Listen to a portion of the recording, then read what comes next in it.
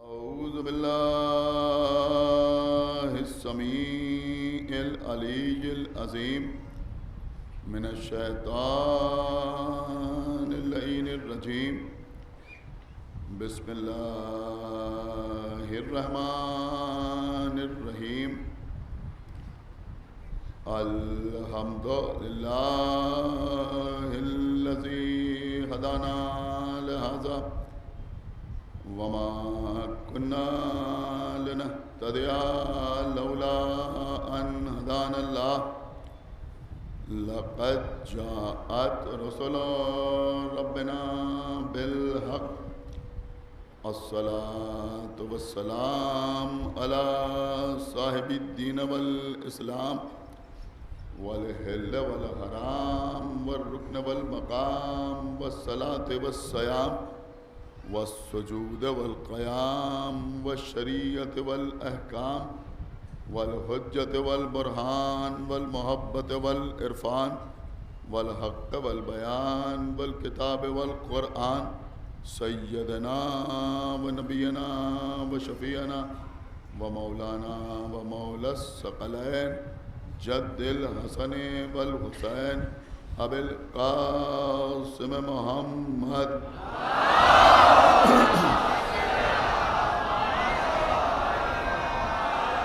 وعلى أهل بيته الطيبين الطاهرين المعصومين المظلومين المنتخبين المنتجبين الذين أذهب الله عنهم الرجس وطهرهم تطهيرا.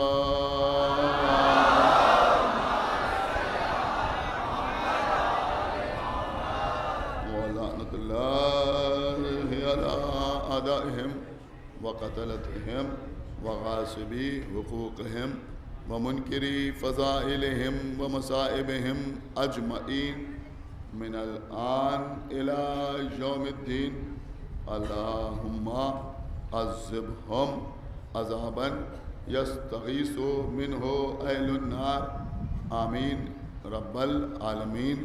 أما بعد فقد قال الله سبحانه تبارك وتعالى في كتابه المجيد وفرقانه الحميد وقوله الحق. بسم الله الرحمن الرحيم. ثم أورثنا الكتاب الذين اصطفينا من عبادنا. صلوات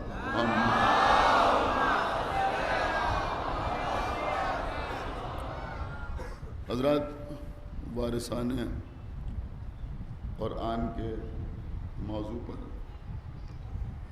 آپ سے مسلسل گفتگو کا سلسلہ جاری و ساری. خالق کائنات وراثت قرآن کے سلسلے میں سورہ فاطر میں ارشاد فرما رہا ہے کہ ہم نے اپنے بندوں میں سے کچھ بندوں کو چن لیا، منتخب کر لیا، اور ان چنے ہوئے بندوں کو ہم نے اپنی کتاب کا وارث قرار دیا. یعنی تمام بندوں کو ایک جیسا سمجھتے ہوئے قرآن کا وارث نہیں بنایا، بلکہ اپنے بندوں میں سے کچھ بندوں کو چنا، کچھ بندوں کو منتخب کیا، اور ان کو اللہ نے اپنی کتاب کا وارث بنا. تو دنیا سمجھ لے کہ اللہ نے اپنی کتاب کو لا وارث نہیں چھوڑا، بلکہ اللہ نے اہل بیت کو اپنی کتاب کا وارث بنایا. عزیزوں، اسلام وہ دین ہے، وہ مذہب ہے، وہ دستور حیات ہے جو حقوق اللہ کے ساتھ ساتھ حقوق العباد کو بھی واجب قرار دیتا ہے.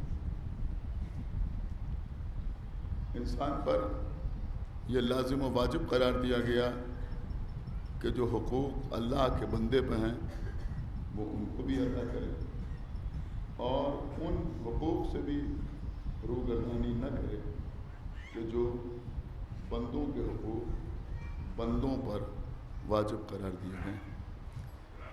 انتہا یہ ہے کہ نماز جیسی عظیم ترین عبادت کہ جس کے لیے صاف صاف کہا گیا کہ الصلاۃ عمود الدین، نماز جو ہے وہ دین کا ستون، الصلاۃ معراج المومن، نماز مومن کی معراج ہے، ان قبلت قبل ما سوا وان ردت رد ما سوا، اگر نماز قبول تو ہر عمل قبول، اور اگر نماز رد تو ہر عمل رد۔ لیکن اگر کسی زمین کے مالک کی اجازت نہ ہو تو اس زمین پر کھڑے ہو کے نماز نہیں پڑھی جا سکتی۔ توجہ فرمایا، اگر ایک لوٹے میں پانی رکھا ہوا ہے، ایک لوٹے پانی کی کوئی حیثیت سمجھ میں نہیں آ رہی ہے، لیکن اگر اس کے مالک کی اجازت نہیں ہے تو اس پانی سے وضو کرنا جائز نہیں۔ اگر کوئی اس سے وضو کر کے نماز پڑھے تو نہ اس کا وضو درست ہوگا اور نہ اس کی نماز بارگاہ الہی میں نماز کی حیثیت سے پہنچے گی، اس لیے کہ اس کا وضو ہی درست نہ ہوگا اگر بغیر پانی کے مالک کی اجازت کے اس پانی سے وضو کر لے۔ انتہا یہ ہے، بہت توجہ، کیونکہ یہ باتیں دوسروں تک پہنچانے کی ہیں، انتہا یہ ہے کہ اگر کوئی شخص کسی ایسی جگہ پر بیٹھ کر وضو کر رہا ہے کہ پانی بہہ کر کسی ایسی زمین پر جا رہا ہے کہ اس زمین کے مالک کی یہ اجازت نہیں ہے کہ اس زمین پر یہ پانی بہہ کے جائے، تب بھی وضو درست نہیں ہے۔ صلوات پڑھیں بر محمد۔ کچھ غور کیا آپ نے جو میں عرض کر رہا ہوں؟ تو اس کا مطلب یہ ہوا کہ اسلام وہ دین ہے کہ اگر زمین کے مالک کی اجازت نہیں ہے تو وہاں کھڑے ہو کے نماز نہیں پڑھی جا سکتی۔ اگر مکان مالک کی اجازت نہیں ہے تو اس مکان میں کوئی عبادت کی جائے اس کا کوئی فائدہ حاصل ہونے والا نہیں۔ یہ بات سمجھ لیجیے اچھی طرح جو میں آپ کے سامنے عرض کر رہا ہوں، آگے آپ کی مرضی۔ اگر پانی کے مالک کی اجازت نہیں ہے تو اس پانی سے وضو نہیں کیا جا سکتا۔ یہ ایسی باتیں ہیں کہ جو سب کی سمجھ میں آ جاتی ہیں، لیکن میں ایک جملہ کہوں گا کہ اگر مالک مکان کی اجازت نہیں ہے تو اس مکان میں نماز نہیں پڑھی جاتی، یہ سمجھ میں آ جاتا ہے۔ اگر پانی کے مالک کی اجازت نہیں ہے تو اس پانی سے وضو نہیں کیا جا سکتا، یہ بات سمجھ میں آ جاتی ہے۔ تو بھیا پھر یہ کیوں سمجھ میں نہیں آتا کہ اگر وارثان قرآن سے محبت نہیں ہے،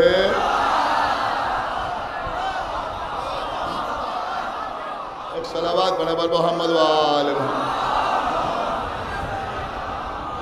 پھر قرآن پڑھنے کا کوئی فائدہ نہیں، اس لیے کہ اللہ نے اہل بیت کو قرآن کا وارث بنایا ہے۔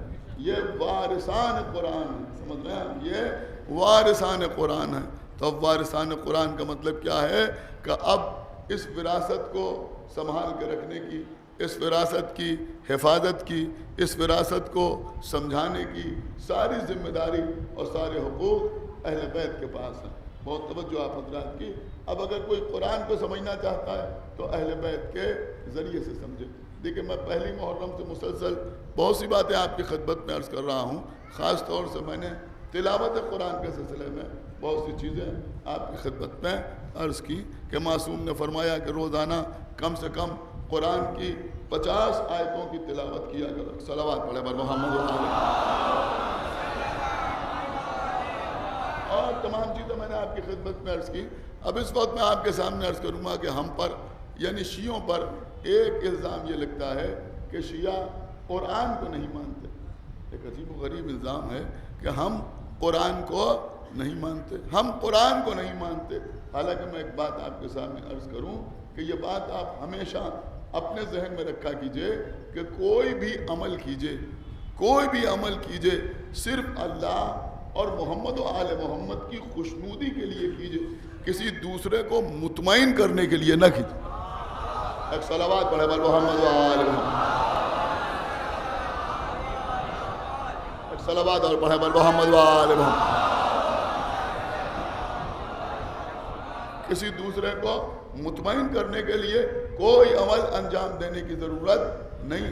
اگر کوئی کہتا ہے کہ آپ قرآن نہیں پڑھتے تو اس کا یہ مطلب نہیں ہے کہ آپ اس کے گھر میں گھس کے یا اس کے سامنے یا وہ بیٹھا ہوا ہو تو قرآن کھول کے بیٹھ جائیں تاکہ وہ سمجھے کہ یہ قرآن پڑھتے ہیں.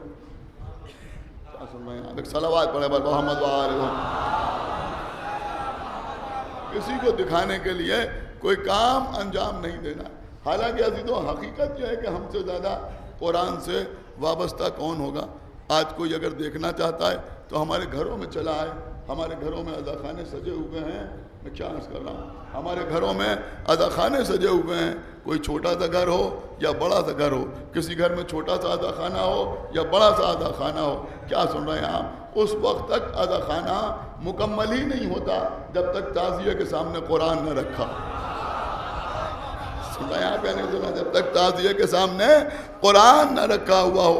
ارے بھیا ہمارے گھر میں تعزیہ بھی رکھا ہوا ہے, قرآن بھی رکھا ہوا ہے. یہ دونوں چیزیں بتا رہی ہیں کہ ہم نے حدیث ثقلین کو بھلایا نہیں ہے. ایک صلوات پڑھے بل محمد و آل محمد. حدیث ثقلین کو فراموش نہیں کیا ہے. دیکھیں یہ چھوٹی چھوٹی باتیں ہیں لیکن بہت بڑی بڑی باتیں ہیں. مجلس سے پہلے ہم کہتے ہیں فاتحہ, کہتے نہیں کہتے فاتحہ.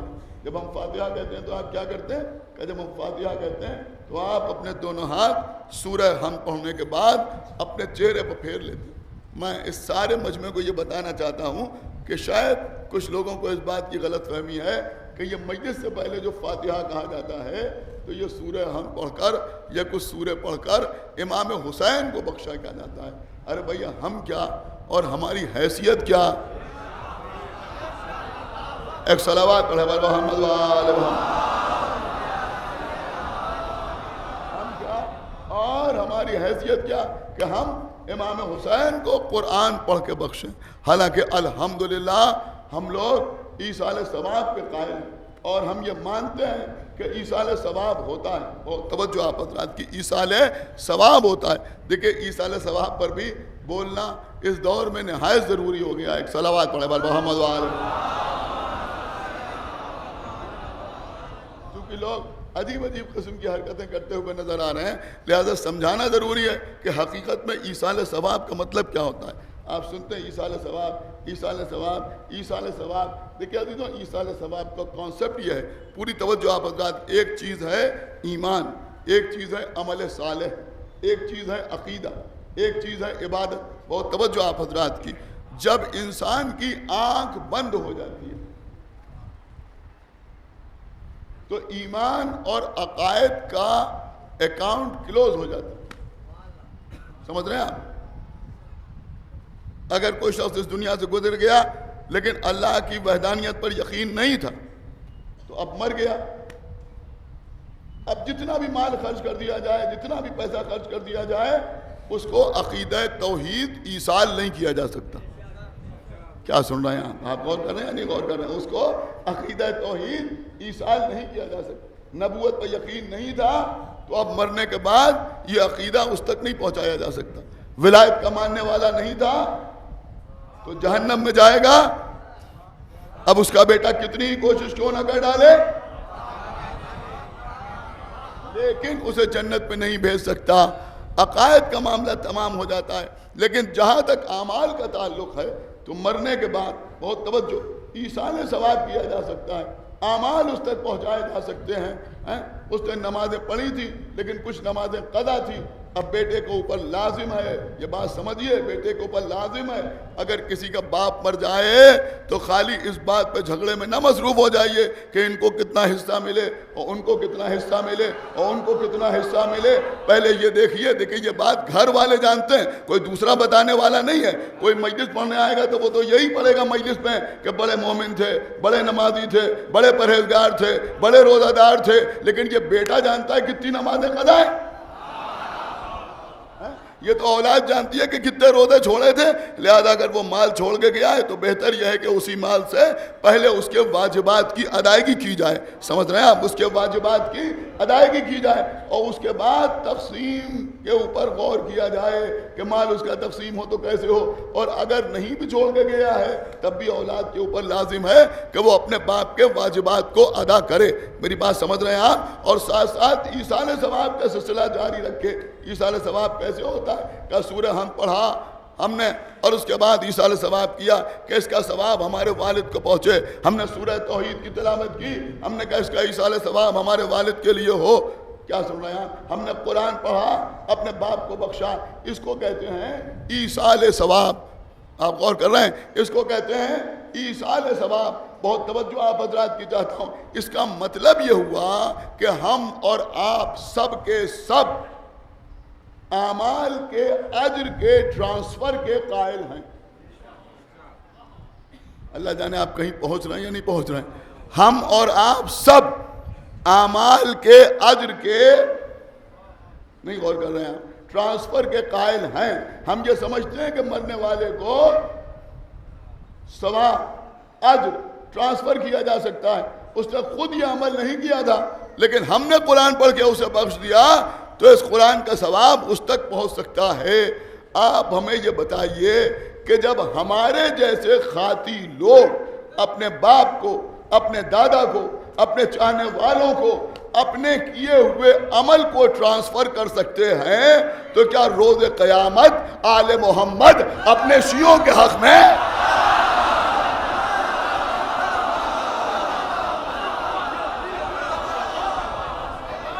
صلوات پڑھیں محمد وآل محمد.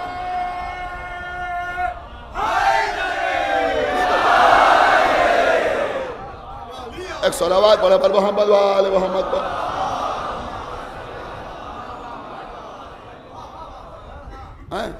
اب وہ سمجھ میں نہیں آتا کہ عذاب کیسے ہوگا جب دنیا میں خود عمل نہیں کیا تو مولا علی کیسے کر سکتے ہیں؟ ارے ویسے ہی کر سکتے ہیں جیسے ہمارے باپ نے مثلا قرآن نہیں پڑھا، ہم نے قرآن پڑھ کے انہیں بخش دیا.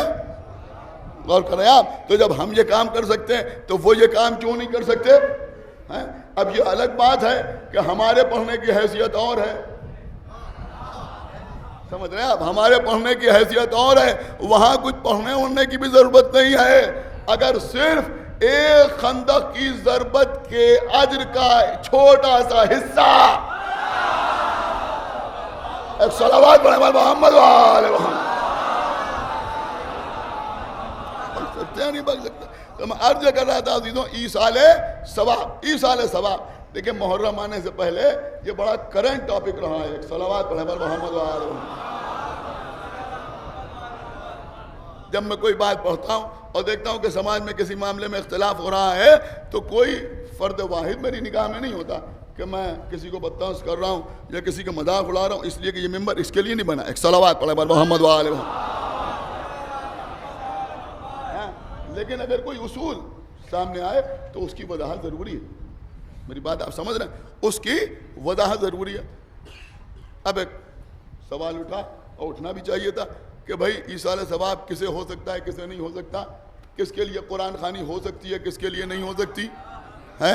کس کے لیے مجلس ہو سکتی ہے کس کے لیے مجلس نہیں ہو سکتی؟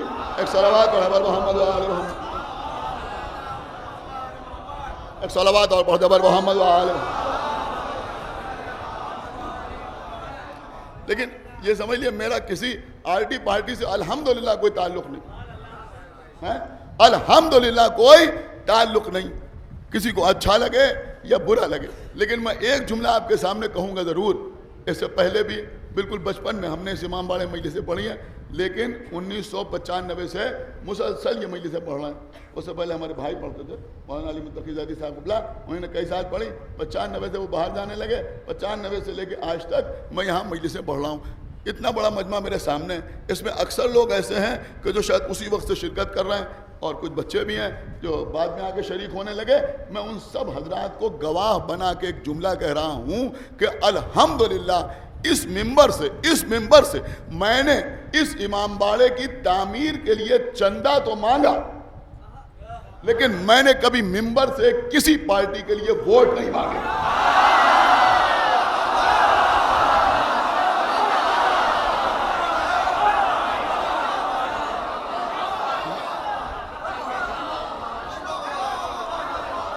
بھائی ایک صلوات پڑھ دے بل محمد وآل محمد.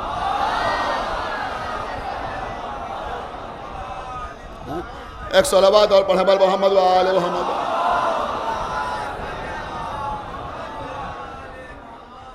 ایک بابا جو بلند صلوات پڑھے بل محمد وآل محمد.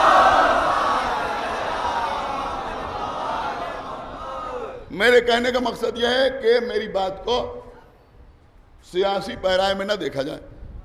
میں ایک جنرل بات آپ کے سامنے عرض کر رہا ہوں، کس کے لیے ہو سکتی ہے اور کس کے لیے نہیں ہو سکتی. مجلس کس کے لیے ہو سکتی ہے، کس کے لیے نہیں ہو سکتی.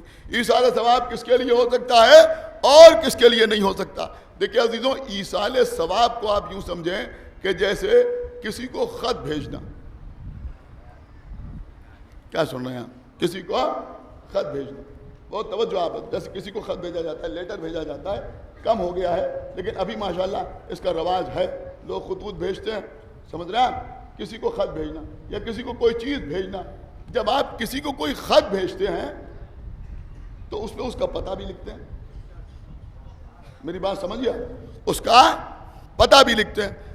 پتہ لکھتے نہیں لکھتے. اگر پتہ نہیں لکھیں گے، ایڈریس نہیں لکھیں گے تو کسی تک وہ خط پہنچ ہی نہیں سکتا. غور نہیں کر رہے ہیں. اب آپ نے کسی کو خط بھیجا لیکن وہ اس پتے پر رہتا ہی نہیں.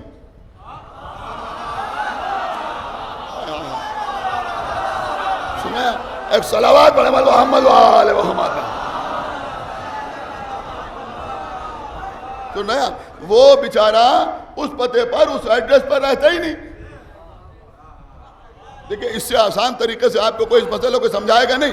اور آپ یقین مانیں سرکار باب المراد گواہ ہیں کہ کسی فرد واحد پر طنز نہیں ہے. لیکن میں ان بچوں کو صرف اس لیے بتا رہا ہوں کہ آئندہ سے بھی کوئی ایسا کام کوئی کرنے نہ پائے. اس بات کا خیال رکھے کہ بھئی آپ نے کسی کو خط بھیجا، وہ اس پتے پر رہتا ہی نہیں تو پھر اس کے پاس پہنچے گا کیسے؟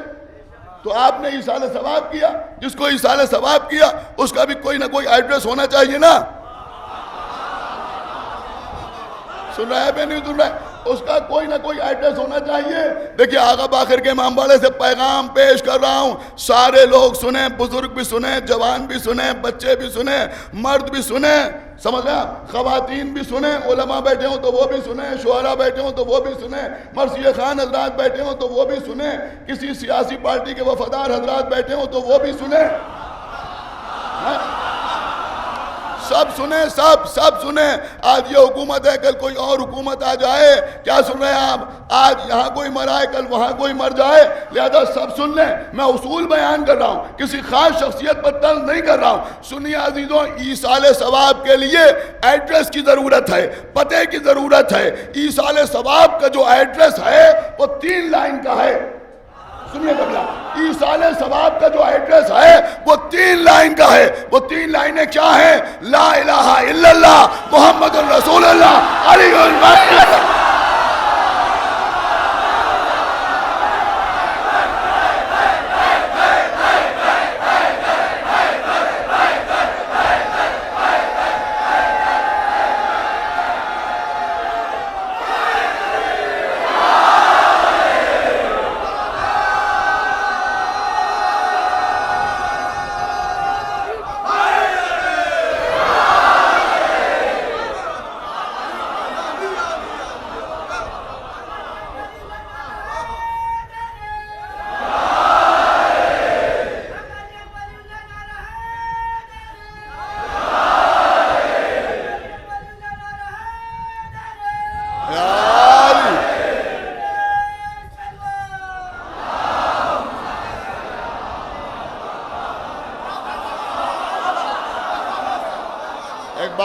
صلوات پڑھے بل محمد وآل محمد.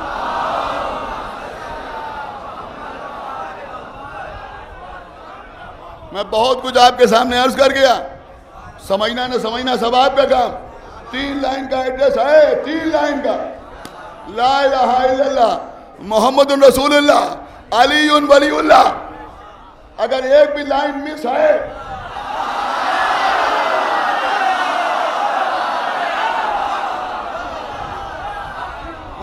ایک صلوات پڑھے بل محمد وآل محمد.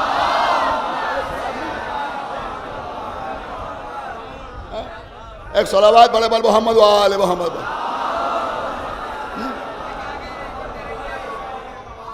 کچھ غور بھی کیا آپ نے یا نہیں غور کیا؟ اگر ایک بھی لائن مس ہے تو ایصال ثواب نہیں ہو سکتا۔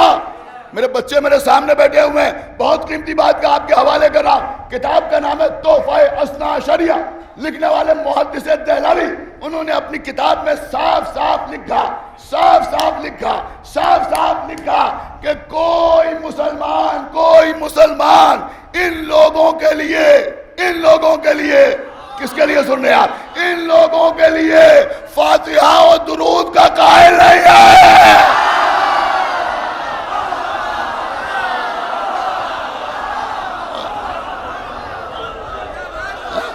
ایک صلوات پڑھے بر محمد وآلہ محمد۔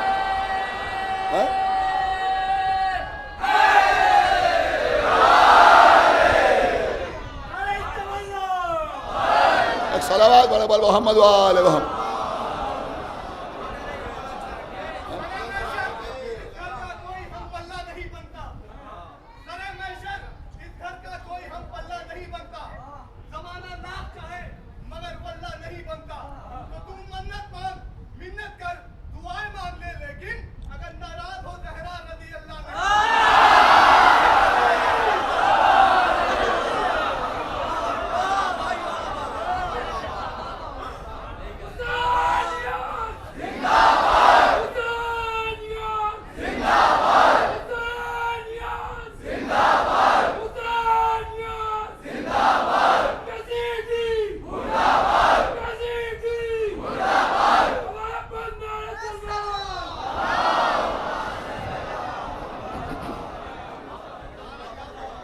سنیں قبلہ، تو یہ 3 لائن کا ایڈریس یاد رکھیے گا۔ زندگی میں دوستی کسی سے بھی ہو، تعلقات کسی سے بھی ہوں، محلے کی خدمت کوئی بھی کر رہا ہو، سمجھ رہے ہیں، سیاسی طور پہ کوئی بھی اچھا لگ رہا ہو، لیکن ایصال ثواب اسی وقت ہوگا جب اس 3 لائن کے ایڈریس پر رہتا ہو۔ لا الہ الا اللہ محمد رسول اللہ علی ولی اللہ، یہی ایڈریس ہے۔ اور ایک جملہ کہوں گا تمام حضرات سے، خدا کے لیے آخر وقت تک اسی ایڈریس پر رہیے۔ ایک صلوات پڑھے بر محمد وآلہ محمد، اسی ایڈریس پر رہیے، کسی اور پتے پر جانے کی کوشش نہ کیجئے۔ تو میں عرض کر رہا تھا عزیزو، ہمارے یہاں ایصال ثواب کا الحمدللہ کانسیپٹ ہے، ایصال ثواب کیا جاتا ہے، لیکن یہ جو آپ سورہ فاتحہ پڑھ کے اپنے دونوں ہاتھ اپنے چہرے پر پھیرتے ہیں، یہ ایصال ثواب نہیں ہے۔ پھر یہ کیا ہے؟ پیغمبر اسلام نے ارشاد فرمایا کہ دنیا کا کوئی مرض ایسا نہیں ہے جس کا علاج سورہ حمد میں نہ ہو۔ دیکھیں یہ آپ کے کام کی بات ہے، دنیا کی کوئی بیماری ایسی نہیں ہے مرض الموت کے علاوہ جس کا علاج سورہ حمد میں نہ ہو۔ ہر بیماری کا علاج سورہ حمد۔ بہت سے واقعات اس سلسلے میں ہیں۔ اللہ کے رسول جب اپنے سر میں درد محسوس کرتے تھے تو سورہ حمد کی تلاوت کرتے تھے، الحمد پڑھتے تھے، اور اپنے دونوں ہاتھ اپنے چہرے پر پھیر لیتے تھے تو درد سر دور ہو جاتا تھا۔ رسول نے بتایا کہ میں نے سر میں درد محسوس کیا تو قرآن صامت کا سہارا لیا، اور جب بدن میں ذوق محسوس کیا ایک صلوات پڑھے بر محمد وآلہ محمد، تو فاطمہ کی چادر کا سہارا لیا۔ تو بتایا پیغمبر نے کہ اگر سر میں درد محسوس ہو تو بہترین دوا یہ ہے کہ سورہ حمد پڑھو اور دونوں ہاتھ اپنے چہرے پر پھیر لو۔ میں سمجھتا ہوں مجلس سے پہلے شاید بزرگوں نے یہ دستور اس لیے بنایا کہ نہ معلوم کون کہاں سے آ رہا ہے، رات کا جاگا ہوا ہے، پریشان ہے، فکر مند ہے، کتنی دور سے مجلس میں آ رہا ہے، مجلس کے بعد کہاں جانا ہے، پریشان ہے، ذہن ادھر ادھر ہو رہا ہے، منتشر ذہن ہے، ذاکر ممبر پر مجلس پڑھنے کے لیے جا رہا ہے، عام آدمی کیا جانے کہ 1 گھنٹے کی مجلس کے لیے ذاکر کو کتنی محنت کرنا پڑتی ہے. تو اب ذاکر تو یہی چاہتا ہے نا کہ جب ہم مجلس پڑھیں تو آپ مکمل طور پہ ہماری طرف متوجہ رہیں. اسے بہت برا لگتا ہے کوئی ادھر ادھر دیکھے. میں سچ عرض کر رہا ہوں آپ کے سامنے. دیکھیں کہنے کو کوئی کچھ بھی کہہ دے کہ ہم داد کے لیے نہیں پڑھ رہے ہیں, واہ واہ کے لیے نہیں پڑھ رہے ہیں, لیکن اگر کریشن ہے سمجھ لیں تو آدمی رسپانس چاہتا ضرور. وہ چاہتا ہے کہ لوگ اسے داد دیں, وہ چاہتا ہے کہ لوگ غور سے سنیں, وہ چاہتا ہے کہ لوگ متوجہ رہیں. اسی لیے کہا کہ نہ معلوم کہاں کہاں سے آ رہے ہو, اگر ذہن منتشر ہے, سر میں درد ہے, کچھ ٹینشن ہے, تو ایک بار کہا جائے فاتحہ, تو سورہ ہم پڑھ کے اپنے دونوں ہاتھ اپنے چہرے پر پھیر لو تاکہ فریش ہو جاؤ. اب صلوات پڑھیں بر محمد وال, بالکل فریش ہو جاؤ.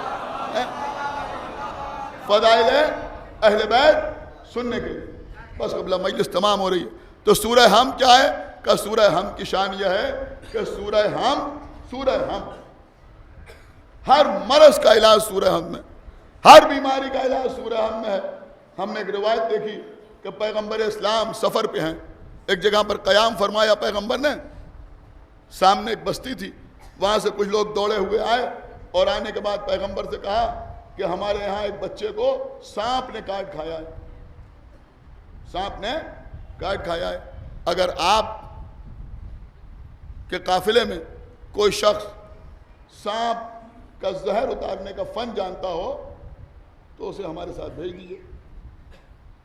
اس سے پہلے کہ پیغمبر کسی سے کہتے, ایک صحابی اٹھا اور کہا چلو, وہ چلا گیا. کچھ دیر کے بعد جب صحابی واپس آیا تو اس کے ساتھ گاؤں کے بہت سے لوگ واپس آئے اور پیغمبر سے کہا بہت بہت شکریہ آپ کا, آپ کے قافلے میں ایک آدمی ایسا تھا کہ جس نے یہ عظیم ترین کام انجام دے دیا. تو جب وہ لوگ چلے گئے تو پیغمبر نے صحابی سے پوچھا کہ کیا تم یہ فن جانتے ہو؟ اس نے کہا میں فن کچھ نہیں جانتا. کہا پھر؟ کہا آپ ہی نے فرمایا تھا کہ سورہ حمد میں ہر بیماری کا علاج ہے. سن رہے ہیں آپ؟ نہیں سن رہے ہیں؟ سورہ حمد میں ہر بیماری کا علاج ہے, سورہ حمد میں ہر بیماری کا علاج ہے. تو میں نے سوچا کہ یہ سانپ نے کاٹ لیا ہے, یہ بھی ایک مرض ہے, ایک بیماری ہے. میں گیا, میں نے سورہ حمد پڑھا اور وہ نوجوان اچھا ہو گیا. بس اتنی سی بات ہے. کیا سمجھا؟ بس اتنی سی بات ہے. دیکھیں صحابی تھا لیکن معرفت شناس صحابی تھا. اس کی سمجھ میں آیا کہ اگر سانپ کاٹ لے تو سورہ حمد پڑھ دو. نہیں سنایا بندہ, سانپ کاٹ لے سورہ حمد پڑھ دو. ارے بھیا جو بات اس صحابی کی سمجھ میں آئی وہ غار والے صحابی کی سمجھ میں صلوات پڑھیں پر محمد وآلہ محمد.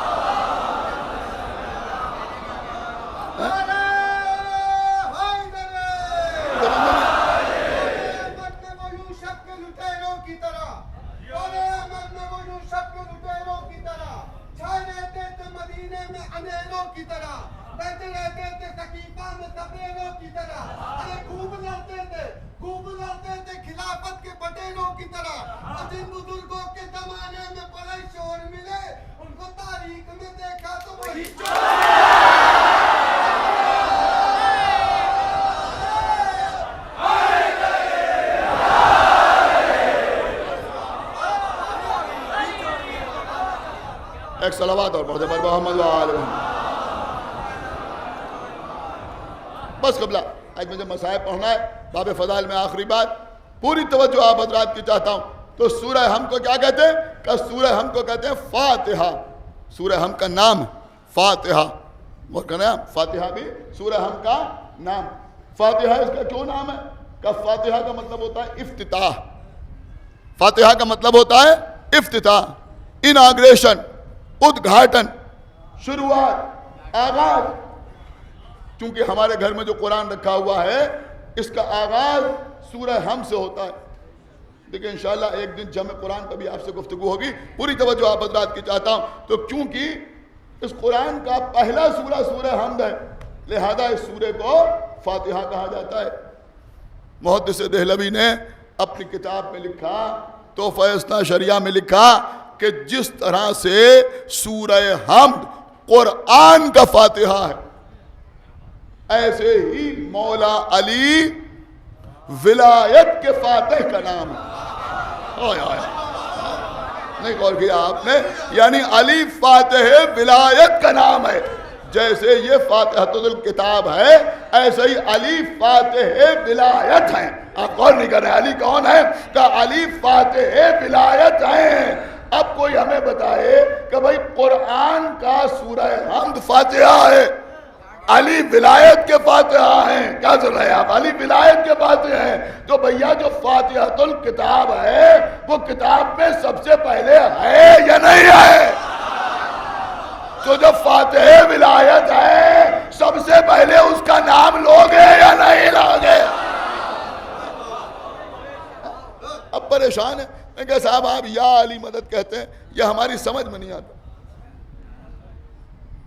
دیکھیں قبلہ مجھے معاف کیجئے، ہاتھ جوڑ کے آپ کے سامنے عرض کر رہا ہوں، ہاتھ جوڑ کے۔ اس سال میں نے تھوڑا سا مجلسوں کا انداز بدلا، جان بوجھ کے بدلا، وہ انداز اختیار کیا جو آج سے 20 سال پہلے علماء و ذاکرین کا ہوا کرتا تھا۔ ہاں، اور میں سمجھتا ہوں جتنے حضرات بیٹھے ہوئے ہیں سب کی سمجھ میں مجلس آ رہی ہے۔ یہ انداز بدلنے سے بھی میں ایک پیغام دینا چاہتا ہوں بہت آہستہ سے، کہ یہ قوم میں جو اختلافات پھیل رہے ہیں، نئی نئی باتیں سامنے آ رہی ہیں، 20 سال پہلے چلے جاؤ، ایک صلوات پڑھیں بر محمد و آل محمد، سارے مسئلہ کہ کسی کو اچھا لگے یا برا لگے، پوری توجہ آپ حضرات کی چاہتا ہوں۔ بھائی یا علی مدد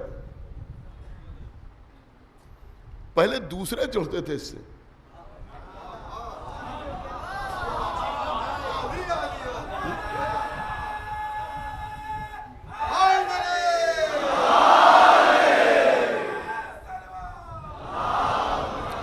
دوسرے جڑتے تھے اس سے۔ دیکھیں ماحول ایسا ہو گیا، ہماری عمر کے لوگ ظاہر سی بات ہے کہ اب دن بھر واٹس ایپ یا فیس بک پہ تو بیٹھے نہیں رہتے ہیں، لیکن اب زمانے کے بارے میں معلومات حاصل کرنا ہے تو پہلے جیسے اخبار پڑھنا ضروری تھا، اب یہ بھی دیکھنا ضروری ہو گیا ہے، سمجھ رہے ہیں؟ تو صبح آدمی بہرحال کوئی بھی ہو، اگر وہ اس سے کنیکٹ ہے تو ایک بار واٹس ایپ کھول کے دیکھتا ضرور۔ صبح صبح ہم نے واٹس ایپ کھول کے دیکھا، دیکھیں بالکل اب مجھے معاف کریں لوگ اور میری بات کو سمجھے جو میں عرض کر رہا ہوں۔ صبح صبح واٹس ایپ کھول کے دیکھا، کسی نے میسج کیا گڈ مارننگ،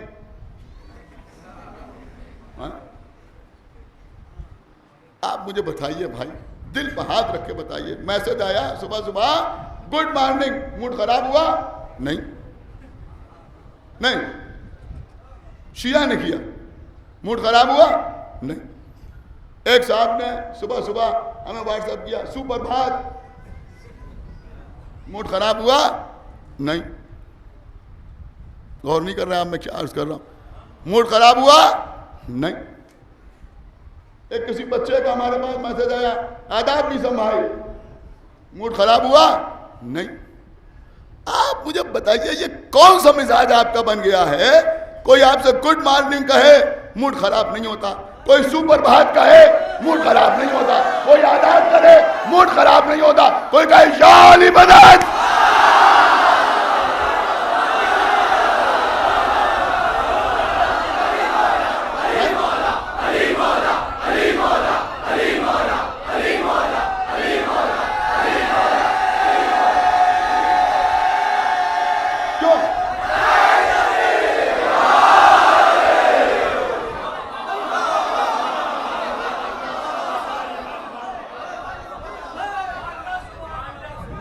ایک صلوات بڑا بڑا محمد و آل محمد۔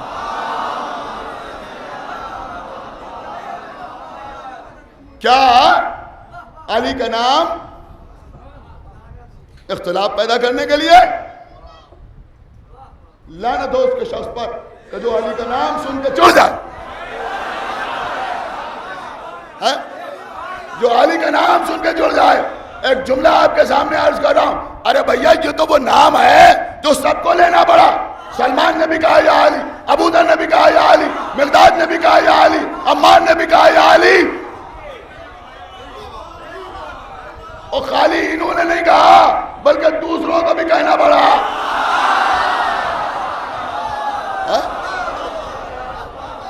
ایک صلوات پڑھے بھائی محمد و آل محمد.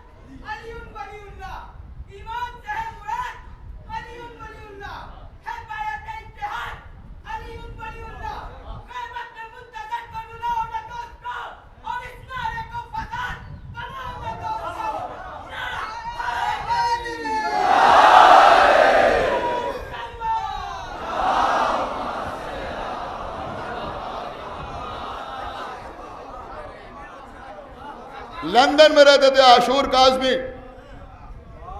خدا درجات بلند کرے. کیا زبردست شعر کہا تھا کہ ہم نے کہا تو مورد الزام ہو گئے.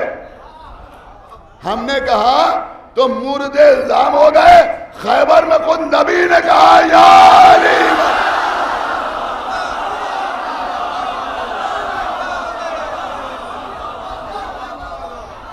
ایک صلوات پڑھے بھائی محمد و آل محمد.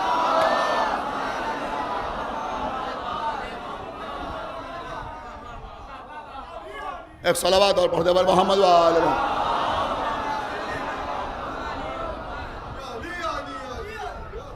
دیکھیں اس سال مجھے جو پڑھنا ہے وہ پڑھوں گا. جس کو برا لگے وہ مجھ سے مجلس پڑھوائے نہ پڑھوائے، مجلس میں آئے نہ آئے. غور کر رہے ہیں آپ؟ اگر 4-5 منزل بہترین مکان بن جائے تو اس سے بھی نکلے گا جنازہ ہی. ایک صلوات پڑھے بھائی محمد و آل محمد. یہ سمجھ لیں. ایک صلوات پڑھے بھائی محمد و آل محمد. ایک بابا بلند صلوات پڑھے بھائی محمد و آل محمد. کوئی اخبار ہماری تصویر چھاپے نہ چھاپے، ہماری مجلس کی رپورٹنگ کرے نہ کرے، چینلز پر ہم دکھائے جائیں یا نہ دکھائے جائیں، الحمدللہ جتنے ان کے ویورز ہیں، جتنے ان کے پڑھنے والے ہیں، اسے کئی گنا لوگ آغا باقر کے امام باڑے میں مجلس سننے والے. ایک صلوات پڑھے بھائی محمد و آل محمد. کوئی پرابلم نہیں سمجھدی کو کسی سے نہیں. مولا ساتھ دینے والے ہیں. یا علی مدد، پریشان یا علی مدد کیا ہے؟ ہمیں یہ بتاؤ بسم اللہ کیا ہے؟ بڑے زبردست خطیب گزرے ہیں پاکستان میں، آغا نسیم عباس صاحب قبلہ، بڑے اچھے خطیب تھے. میں نے انہی کی ایک کلپ میں سنا، میں آپ کے سامنے عرض کر رہا ہوں. پوری ذمہ داری اور دیانتداری کے ساتھ، مولا کا کرم ہے کہ کبھی دوسرے کے نقطے کو اپنا نقطہ کہہ کے نہیں پڑھا. آغا نسیم عباس صاحب پہلا بڑی خوبصورت سی بات انہوں نے پڑھی. انہوں نے کہا بھائی یہ بسم اللہ کیا ہے؟ بسم اللہ. حالانکہ میں بسم اللہ الرحمن الرحیم پر پورا اشرا پڑھ چکا ہوں. 2 یا 3 سال پہلے آپ نے سماعت فرمایا تھا. بسم اللہ کیا ہے؟ کیا ترجمہ ہوتا ہے؟ کہا شروع کرتا ہوں اللہ کے نام سے.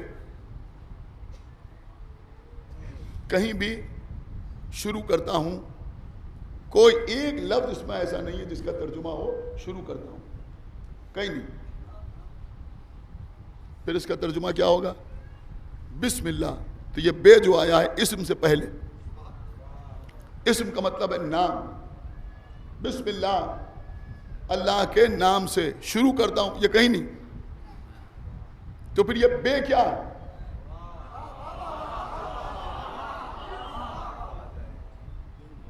یہ بے کیا ہے؟ آیت اللہ روح اللہ خمینی علی اللہ مقامہ نے اپنی کتاب میں تحریر کیا کہ یہ بے جو ہے یہ استعانت کے لیے. کائے کے لیے؟ استعانت کے لیے. استعانت کا مطلب کیا ہوتا ہے؟ مدد. استعانت کا مطلب مدد. مدد مانگنا. تو بسم اللہ کا مطلب کیا ہوا کہ میں مدد چاہتا ہوں, استعانت چاہتا ہوں. کس سے؟ اسم اللہ سے, اللہ سے نہیں. نہیں غور کیا آپ؟ اللہ سے نہیں چاہتا ہوں, پھر کس سے چاہتا ہوں؟ کہ اسم اللہ سے چاہتا ہوں, اللہ کے نام سے مدد چاہتا ہوں. جا کے پوچھئے گا اگر میں نے غلط ترجمہ کیا ہو. بسم اللہ کا مطلب کیا ہوا؟ اس اللہ کے نام سے مدد چاہتا ہوں جو رحمان اور رحیم ہے. تو مدد کس سے چاہتے ہیں؟ کہ اللہ کے نام سے, ذات سے نہیں. غور نہیں کر رہے ہیں آپ؟ ذات سے نہیں, بلکہ میں اللہ کے نام سے مدد چاہتا ہوں, اللہ کے نام سے مدد چاہتا ہوں. اب ہم سے نہ پوچھو, تمہارے گھر میں جو اللہ کے 99 نام لکھے ہوئے لگے ہیں, جا کے اس میں تلاش کرو کہ اللہ کا نام علی ہے یا نہیں ہے.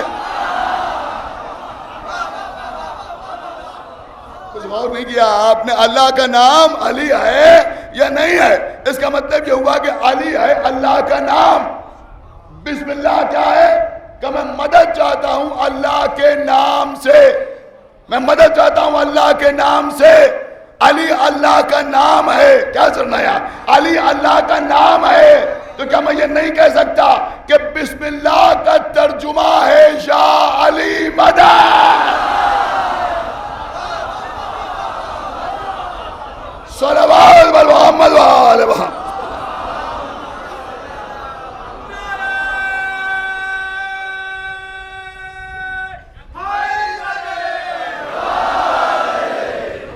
ایک صلوات اور پڑھے بر محمد و آل محمد.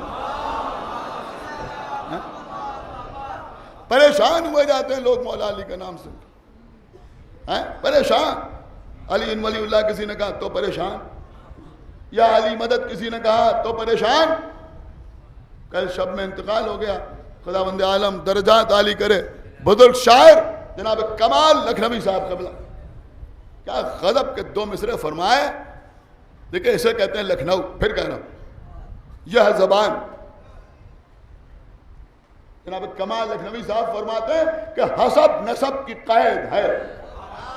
ہائے سب کی سمجھ میں نہیں آئے, سب کی سمجھ میں آ ہی نہیں سکتا. حسب نسب کی قید ہے ولائے بو تراب میں, حسب نسب کی قید ہے ولائے بو تراب میں. یہ خاص رہ گزار ہے, یہ عام راستہ نہیں.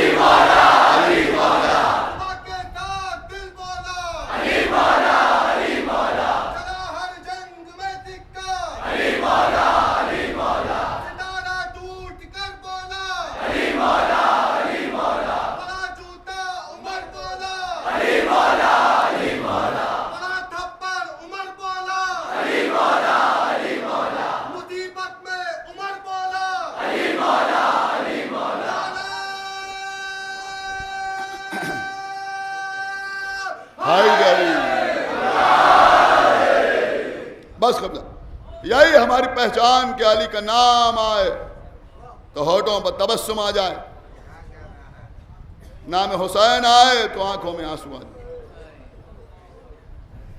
عزیزوں, جس طرح سے فضائل آل محمد کی کوئی حد نہیں, ایسے ہی ان کے مصائب کی بھی کوئی حد نہیں. کتابیں بھری پڑھی ہیں روایات سے. ایک کتاب جس کا نام ہے مختلف منتظرین, 5 جلدوں پر مشتمل ہے. 5 جلدیں ہیں اس کتاب کی, مختلف منتظرین. آپ پہ متوجہ ہیں, بڑے تفصیل سے اس پہ مصائب لکھے ہیں. امام حسین کی کربلا میں آمد بڑی تفصیل کے ساتھ اس پہ تحریر. اسی کتاب سے میں نے 2 محرم کو ایک روایت آپ کی خدمت پہ پیش کی تھی.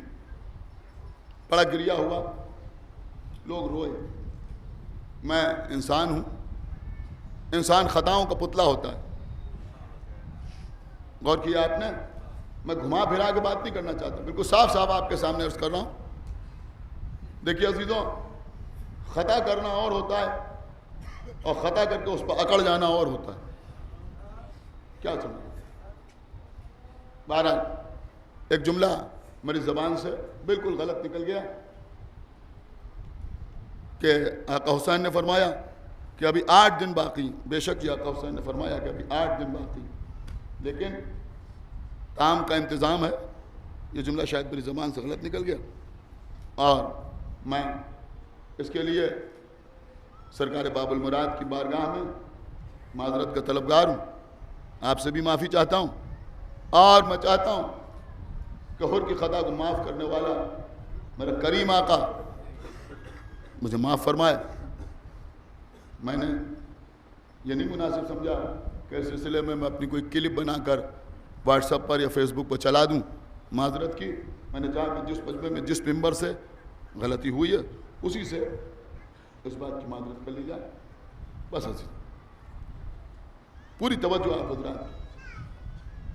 آج 5 محرم،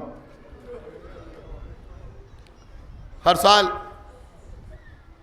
اس امام باڑے میں 5 محرم کو حسین کے 6 مہینے کے لال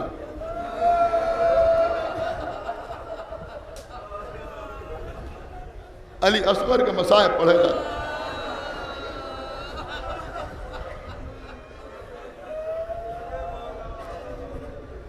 خدا آپ کو کسی غم میں نہ رلائے سوائے غم حسین کے. کوئی غم نہ دے سوائے غم حسین کے. خدا ان بچوں کو سلامت رکھے، ان کے سروں پر ان کے ماں باپ کا سایہ سلامت رہے، گودیاں آباد رہیں. 6 مہینے کے بچے کی شہادت کے صدقے میں جو بے اولاد ہیں اللہ انہیں اولاد عطا کرے.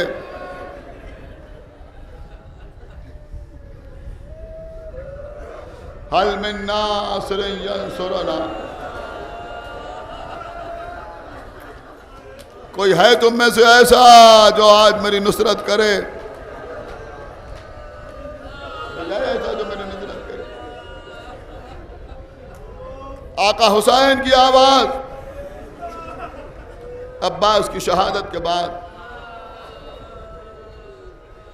علی اکبر کی شہادت کے بعد، قاسم کی لاش کے پامال ہونے کے بعد، اور محمد کی شہادت کے بعد اب کوئی نہیں، حسین تنہا. حل من ناصر ینصرنا، آواز میں وہ کیفیت تھی کہ لاشیں تڑپنے لگیں. کٹی ہوئی گردنوں سے آواز آئی، لبیک لبیک لبیک یا ابن رسول اللہ لبیک.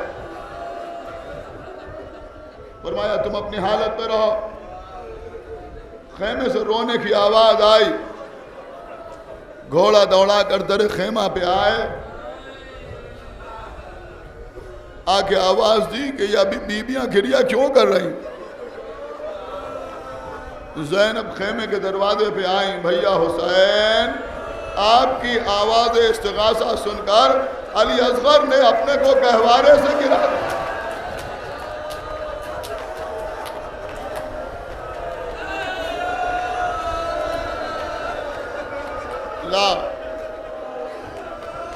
لاؤ میرے بچے کو مجھے دے دو.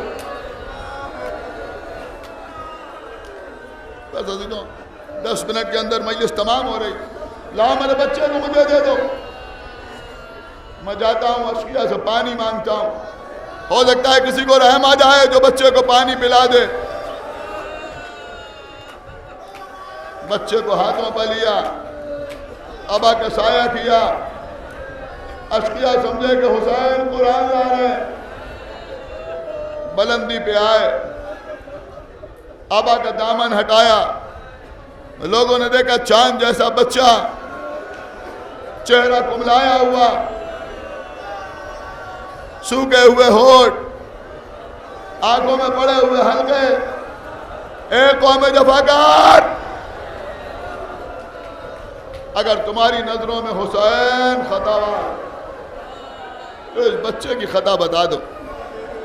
इस बच्चे ने क्या किया है, इसे तो थोड़ा सा पानी पिला दो। कोई जवाब नहीं आया।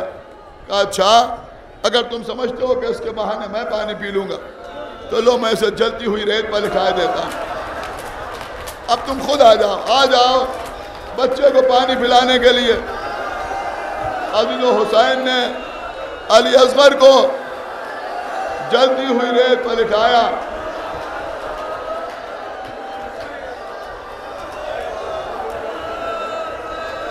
सुनेंगे आप,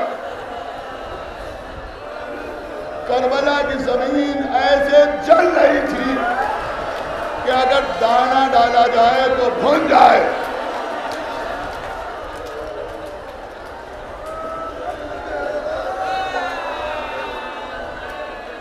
मीर अनीस फरमाते हैं कि आबे खुनुक को खल तरसती थी खाक पर, गोया फलक से आग बरसती थी खाक पर। रोइए अजीजों रोइए। ये 6 महीने के बच्चे की शहादत पढ़ रहा हूं। जब आका हुसैन रुखसत आखिर के लिए आए थे तो जनाब सैयद सज्जाद से क्या कहा था, मेरे लाल जब कैद शाम से छूट के मदीने जाना, हमारे शियों को हमारा सलाम कह देना। क्या कहा? ये नहीं कहा कि मेरे शियों से कह देना कि जब कोई जवान मर जाए तो अली अकबर को याद कर लें, कोई कमसिन मर जाए तो कासिम को याद कर लें। ये नहीं कहा कि मेरे शियों से कह देना कि मैंने तुम्हें उस वक्त याद किया जब अब्बास के बाजू समेट रहा था, मैंने तुम्हें उस वक्त याद किया जब मैं कासिम की लाश के टुकड़े समेट रहा था, बल्कि कहा मेरे शियों से कह देना मैंने तुम्हें उस वक्त बहुत याद किया जब मेरे हाथों पर मेरा 6 महीने का अली असगर।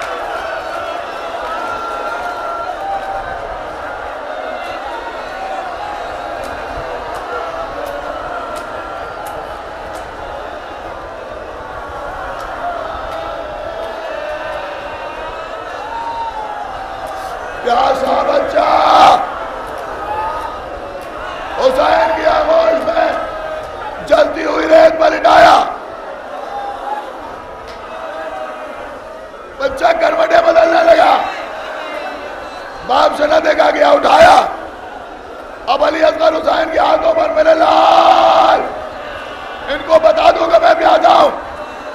अली असगर ने अपनी खुश जबान अपने खुश होठों पर फेरी।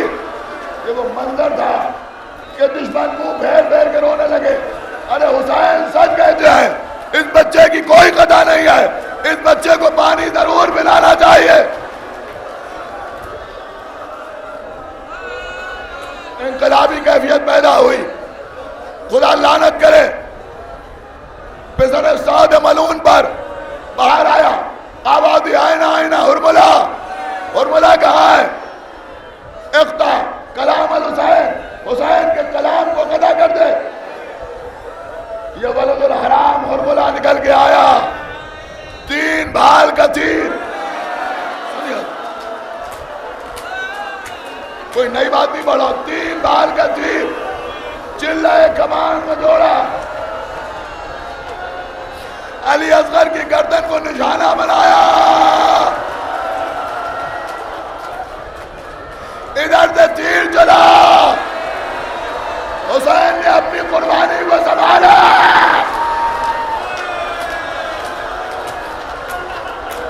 तीन बाल का तीर था, 3 बाल का तीर। तीर का एक बल हुसैन के बाजू में लगा, दूसरा बल अली असगर के गले में, तीसरा बल अली असगर के कान में। रोइए अजीजों रोइए।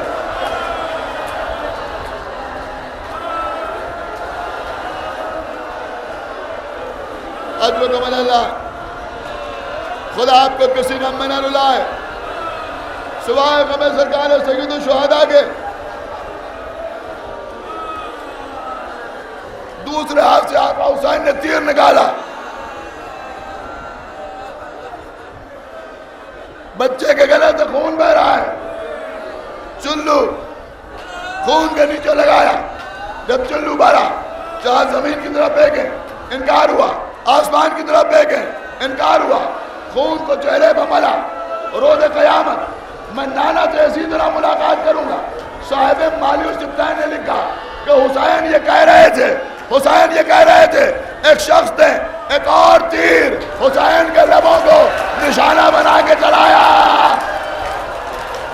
تیر لبوں پر لگا. حسین کے ہونٹوں سے خون جاری ہوا. آستین سے خون کو پہنچا. بچے کے لاشے کو سنبھالا. ابا کے دامن سے سایہ کیا. لے کے چلے, آگے بڑھے. انا للہ و انا الیہ راجعون. پیچھے ہٹے رضن بقضائی و تسلیما لامرہ. پھر آگے بڑھے انا للہ و انا الیہ راجعون. پھر پیچھے ہٹے رضن بقضائی و تسلیما لامرہ. 7 بار آگے بڑھے, 7 بار پیچھے ہٹے. در خیمہ پر پہنچے. ام رباب اپنے بچے کو لے لو. بس ابھی تو جلدی پڑھ رہا ہوں. ام رباب اپنے بچے کو لے لو. ام رباب سے پہلے سکینہ آ گئی. چھوٹی سی بچی حسین کے سامنے کھڑی ہوئی ہے. آپ محسوس کر رہے ہیں آغوش میں علی اصغر کا لاشا ہے, سامنے سکینہ کھڑی ہوئی ہیں. بابا بابا آپ بھیا علی اصغر کو پانی پلا لا. اے بابا میں بھی پیاسی ہوں, اے بابا مجھے ہی پانی پلا دیجئے. اب سکینہ خود ہی بول رہی. حسین خاموش کھڑے ہیں. جملہ سنیں گے بابا ایسا لگتا ہے میرا بھیا پانی پی کے سیراب ہو کے سو گیا. ارے کیا کرے ہمارے آقا حسین, لیڈر ختم ہو گیا. ام رباب بھی سامنے آگے کھڑی ہو گئی. علی کی بیٹی زینب بھی آئی. زینب نے ام رباب کو دیکھا, سکینہ کو دیکھا, حسین کا چہرہ دیکھا.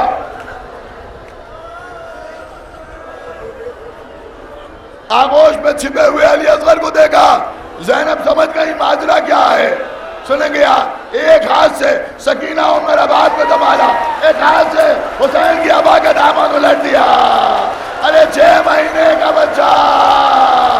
ام رباب نے چیخ ماری, یا بنیا امثل کا ینہار. کوئی حد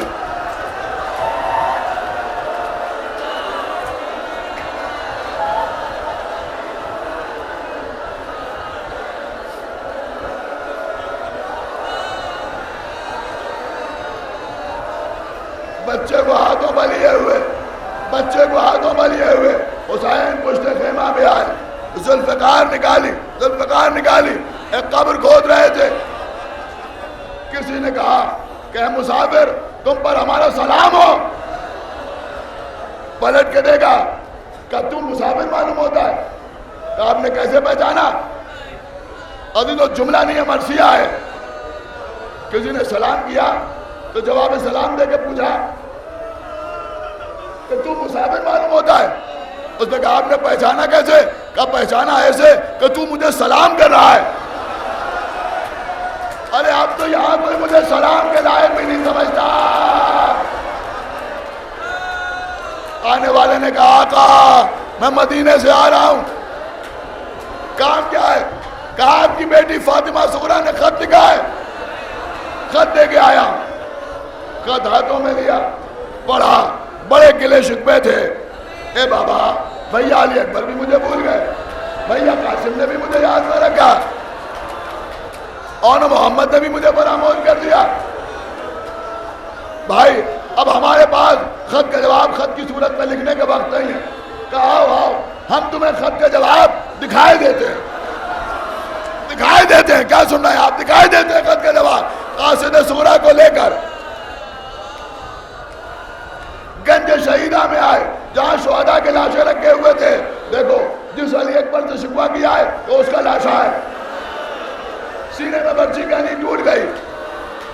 گٹھڑی دیکھ رہے ہو، یہ سغرا کا بھائی قاسم ہے. لاجواب مال ہو گیا.